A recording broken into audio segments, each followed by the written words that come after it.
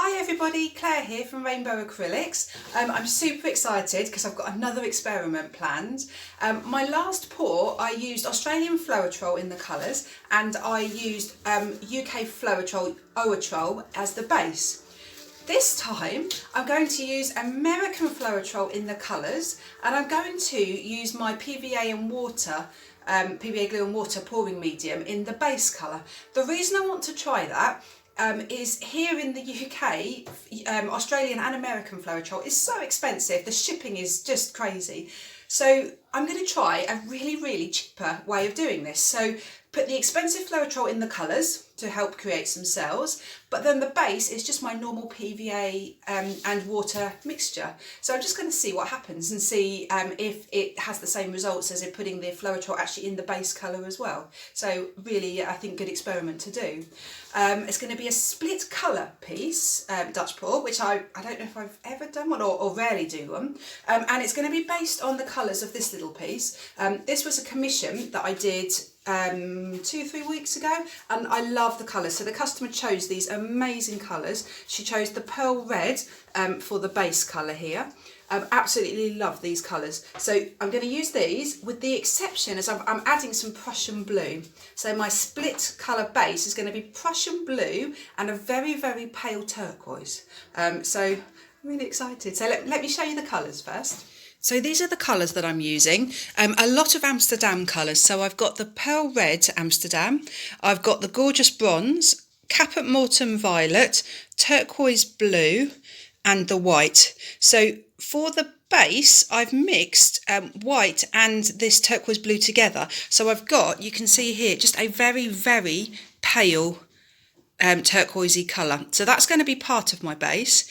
The other part of my base is going to be Prussian blue, and then I've also got Pebeo Studio Acrylics Iridescent Green Blue. So for the split colour base, I'd like to do 2 diagonal lines, and I've drawn some lines on my canvas here. In the centre I want the pale turquoise, and then I want 2 dark blue corners. So I drew some lines on, I wasn't happy with them, so I've drawn some more. So I'm going to go with these 2 quite steep lines. You might not be able to see them, I'm not sure. So dark blue in the corners. So first of all, I'm going to very carefully try and pour this on and coat the corners.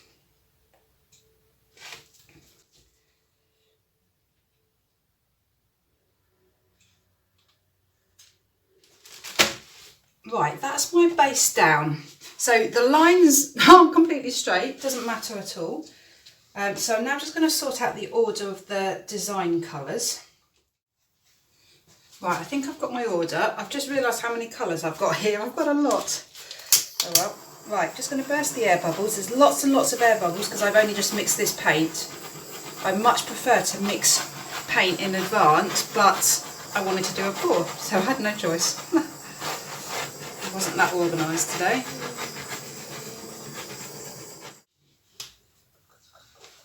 Right, I decided the first colour to put down, I'm actually going to put down the iridescent green, simply because it would actually match. It's not really a contrast, it's actually going to match the 2 base colours, just so it maybe just softens it.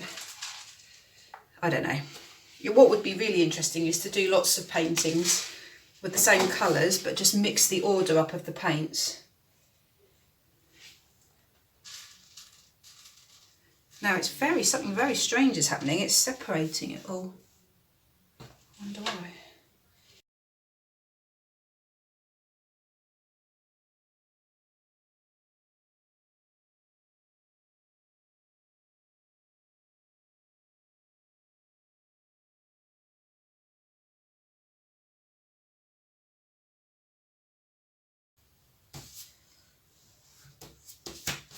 Right, let's burst the bubbles.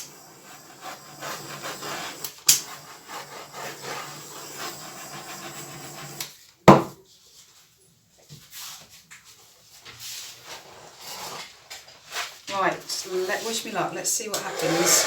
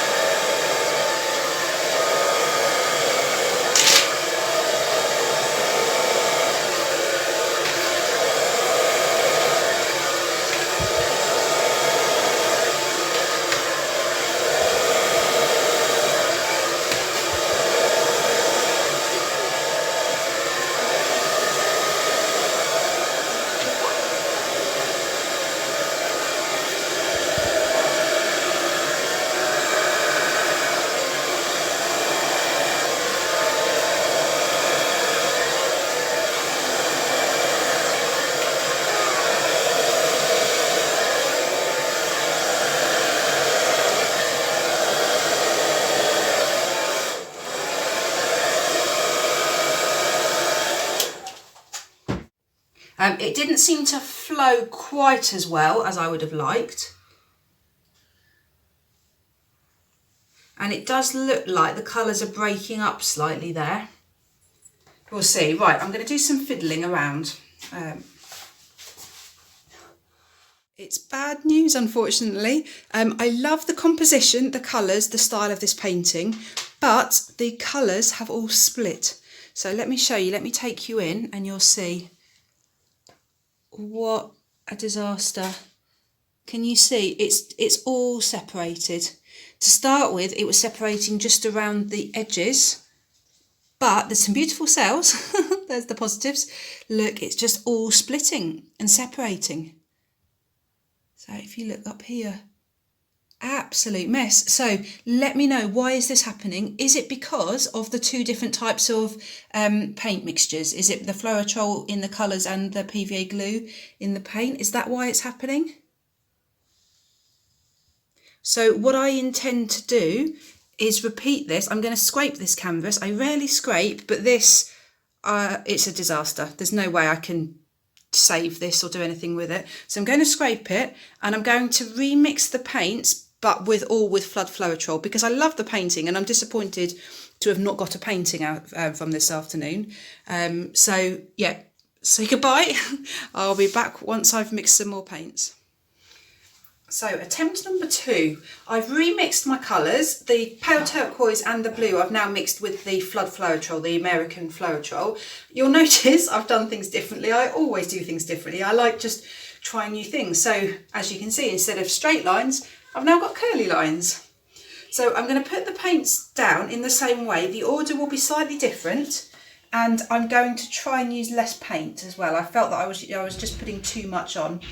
Because I've got 9 colours, I think it's 9, I don't really need as much paint.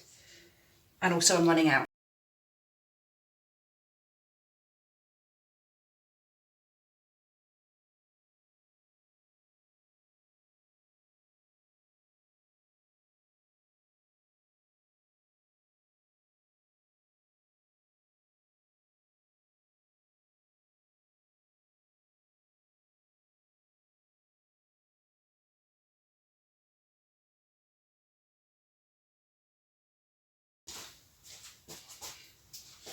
Right, I am happier already because, do you remember last time I put the colours down and then they just, it's like they repelled, they spread apart from each other, and it's not doing it this time. This looks much more like a normal painting now. I think that must be what was happening. They literally were not combining. The PVA glue and the floetrol were somehow repelling each other. I'm sure there's a very technical explanation for it, but they just didn't want to be together, which is why the paints were splitting, and which was why when I just initially put the paints down, they were just spreading apart. Very strange. Please let me know if you know the answer to that or why that happens, because everything's a learning curve. I'm learning loads at the moment from putting up videos and then waiting for everyone's replies. I'm learning loads by trial and error like this. So I've burst my bubbles. I'm going to do the type of Dutch pour that I prefer, which is starting at one end and then blowing upwards. I know some artists start in the middle and blow in different directions. I prefer blowing in one direction and at about 45 degrees, so not at 90 degrees, not at right angles.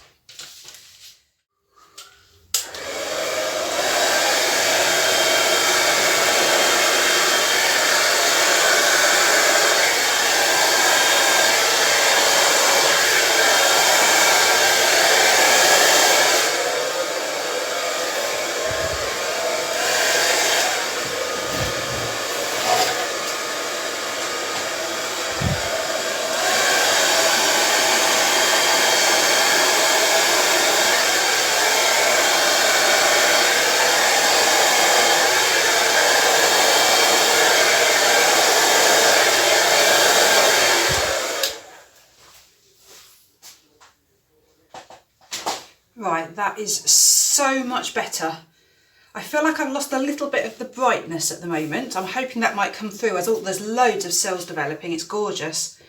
I've lost a little bit of the brightness, but I'm going to fiddle around with it a little bit more. The other difference then, I don't know if you noticed, but I put my hairdryer on the cool setting, which means that it blows out a bit harder and a bit faster. I don't know if that was a good thing or a bad thing. It splattered, which is what I'm just mopping up now, so that's not good. But I just thought I would just try it with a little bit more force to see what happened. But it really splattered here, which means I think I got a bit too close.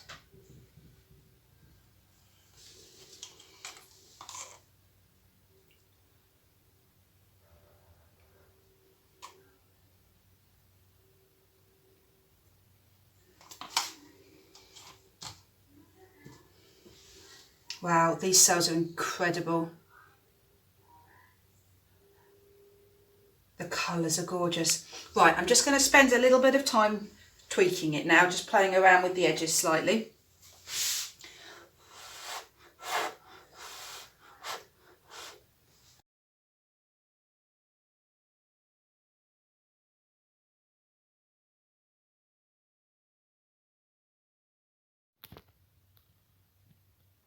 Right, finally finished. What a messy afternoon of painting.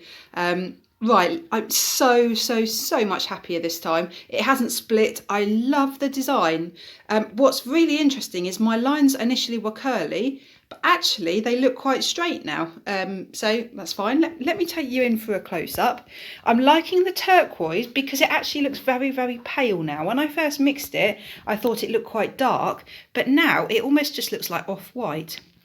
I added this section here, more of paint. I put a bit more paint here and then blew it down because composition wise, it wasn't really matching up at that top corner. So just added a little bit more paint there. The colours are fab, absolutely love them. And the cells are amazing, so pretty.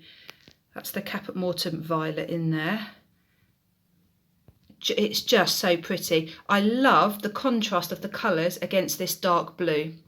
As the blue dries, it will go a lot darker. It will almost look black when it's dry, which will look just gorgeous. Just so happy with it. Compared to that disaster of the first one, I learnt a lot. I mean, what a lesson to learn about mixing different pouring mediums together. So I'm so happy I've done it. Oh, look at those cells. Got the different colours, just gorgeous. What a lesson to learn. What a waste of paint, unfortunately, but so glad I did it because I'll obviously never do that again. I spent quite a long time just blowing around these edges because I really like my little irregular edges. Look at the cells. This is just the floetrol. I'm just not used to this. I'm used to the floetrol, which produces some cells, but the floetrol hands down produces more. And all this lacing as well, you don't tend to get this as much. And here you don't tend to get this as much with the floetrol. So really happy. What a disaster to start with, but really happy now. So I will be back when it's dry. So it's now dry. It's so dramatic. Somehow with the pale in the middle and the dark at the edges, it just looks so dramatic to me. I'm really happy with it. Let me take you in for a close-up.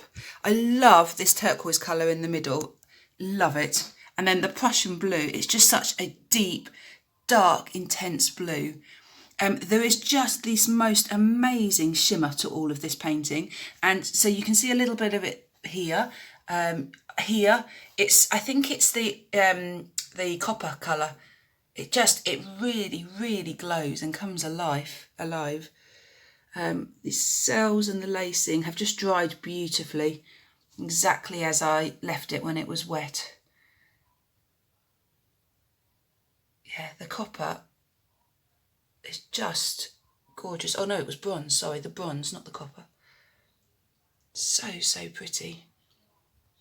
And it's just so multicoloured there. You've just got every colour. I think that's my favourite section. Just a real mixture of cells, a mixture of sizes.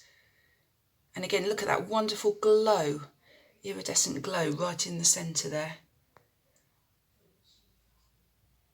Yeah, so happy. So much I have learnt, so much from this experiment. Never, ever, ever mix PVA glue with floetrol in the same painting. Never do that. So happy to have learnt that lesson and to have made the mistake, wasted all the paint, but I've learnt. And hopefully by watching this, you'll never do it either. Never make my mistake. Great, let me know what you think, please. I'd love to hear your comments on floetrol, pouring mediums, what you think of this painting. Let me know. Great, have a lovely day, everyone. Bye.